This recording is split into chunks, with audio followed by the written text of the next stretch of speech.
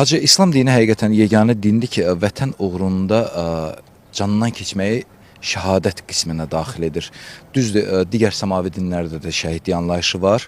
Ən yaxşı halda müqəddəs torpaqlar uğrunda canından keçməyi şəhidlik bilirlər, amma İslam dini həqiqətən də universallığı elə insanın doğma eli, obası, öz dövləti üçün canından keçməyini şəhadət məqamı ilə lütf edir. Elə burada da siz göstərdiyiniz kimi nə qədər şəhidlərimiz var, elə istərdik bu guşənin yaradılması haqqında bizə məlumat verəsiniz. İslam dinində belə bir termin keçir. Bir infaq var, bir də isar var. Bəli.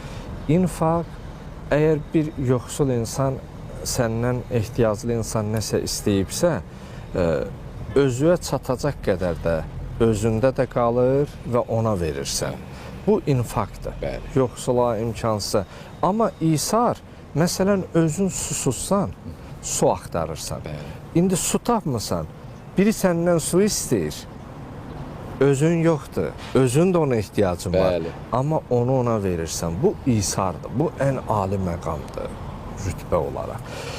Şəhidlərimiz də əslində canlarını bu vətən uğrunda, xalq uğrunda infaq deyil, isar edib. Çünki burada şəkildə gördüyümüz bu igidlərimiz, ərənlərimiz, cəsurlarımız, orada cənab generalımız və 1-ci Qarabağ müharibəsi və 44 günlük zəfər tariximizdə olan, şanlı zəfərimizdə olan şəhadət zirvəsinə ucalan bu igidlərimiz, sizlər, bizlər və bizi izləyən yüzlər, minlər, 10 minlər tamaşaçılar, izləyicilər ki, onlar da həyatda yaşamaq istəyirdi. Onların da ailəsi olanlar var idi, subay olanlar, ailə qurmaq istədiyi xanımlar var idi. Bir sözlə, sənin və mənim təki, sizin və bizim təki, onların da həyatla bağlı arzuları, xəyalları var idi. Candan ötə bir şey yoxdur. Bəli. Məsələn, bir avtoqəza baş verir, maşın tamamilə yararsız vəziyyətə düşür. Əgər oradan sağ çıxırsansa, gələnlər hamısı deyir ki, qurban olsun canına. Bəli, bəli. Qurban olsun canına, canın sağ olsun. Əgər canına bir şey olsaydı, o zaman nə olardı? Yəni, bir sözlə, insanın başına gələn bütün hadisələrdə can mühafizə olunur, qorunur.